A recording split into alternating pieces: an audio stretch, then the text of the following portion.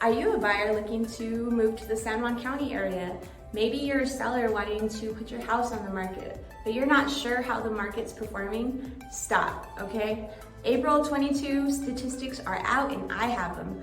I'm going to make this video a short one and just briefly go through the conditions of the market and why it's important for you as a buyer and seller. So for you to be better prepared, make sure you stay tuned. I made you say it.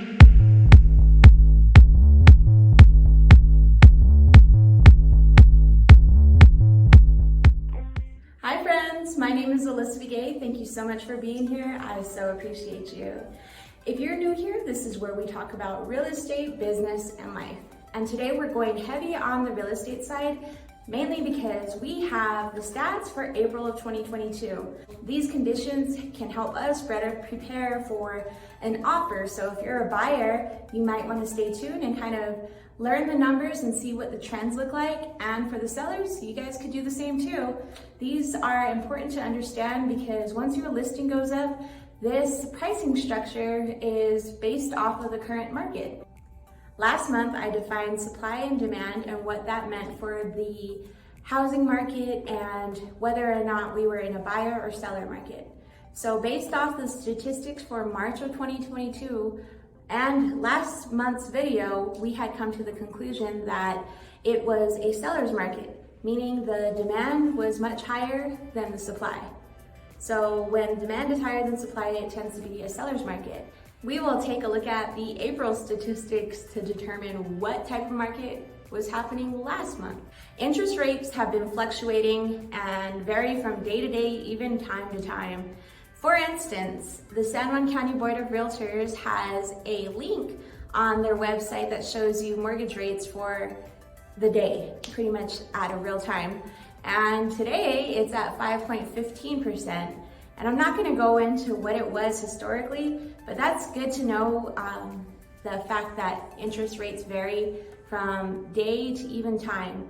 So it's 5.15 now, but even this evening or tomorrow morning early when I wake up, those rates could change. So it's good to keep on top of it, and your loan officer can actually help you with that. So let's get right into it and talk about days on market. Days on market is when a realtor goes and puts a sign in your front yard that says for sale, and to the time that when a realtor comes back and gives you signed paperwork for buyer and seller to have fully executed. So that time period is called days on market. Now this past April, stats show that the days on market was 34 days. Now, last year in April of 2021, days on market was 55 days. So 55, 34, that's a difference of about 38.18% negative difference. What that means is that the market is a little faster this year than it was last year. Now we're gonna talk about inventory. This is our favorite number to talk about. Ask any realtor. One of the first things they do in the morning is probably check the hot sheet. I check the hot sheets.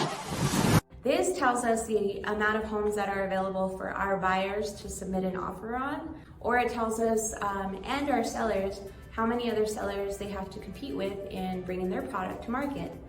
And this is important to note because in a normal, healthy market, the number you would typically see is anywhere from 450 to 525.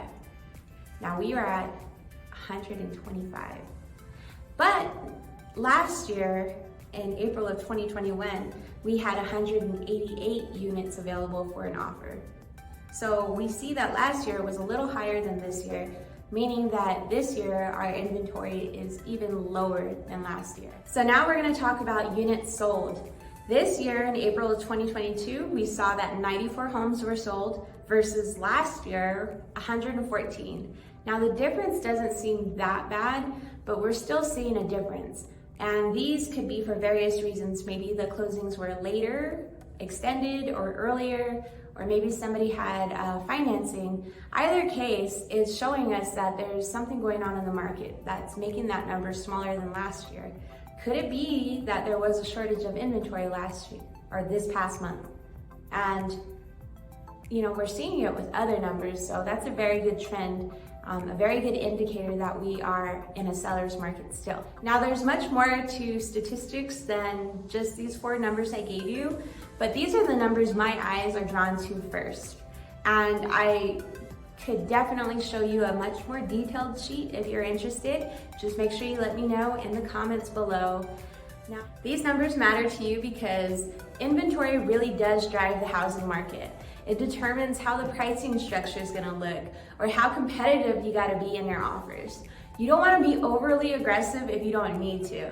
But luckily for you, I will be providing market updates, and you can actually find this information on the San Juan County Board of Realtors website, or you can also reach out to your real estate professional if you are thinking about buying or selling in the San Juan County area. But until next month, I'll have those new numbers for you. Make sure you come back and subscribe so that you're aware of all of these updates to the market. Thank you so much again for joining me. Don't forget to drop some comments and questions if you have them, and subscribe. Take care, bye.